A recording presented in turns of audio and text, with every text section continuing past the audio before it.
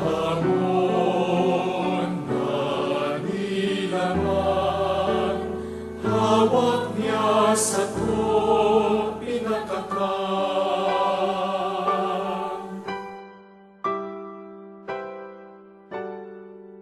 Sa tuyang mga kasalang inako, taganin ang kataligtasan itao, ang pagkamuot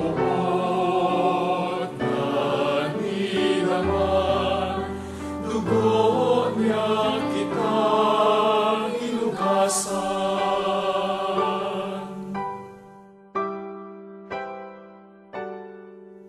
Sa tuyang kanuyahan inako,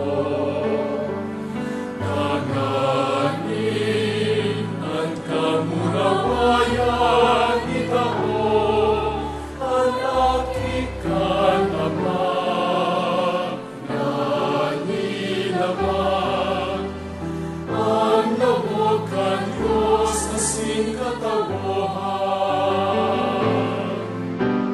Sa pagkamundag, binago niya buhay na daan. Sa pagtiros, pinara niya mga kasalan.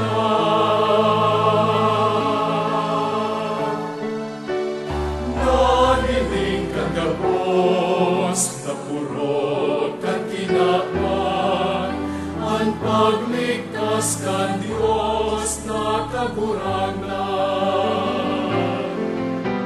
Sa pagkamundag, binago niya buhay na daan. Sa pagtiros,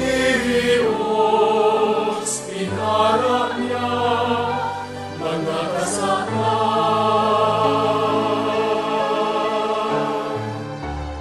Nahiling kang gabos na purot kang kinaan, ang pagligtas kan Diyos na kagurangan.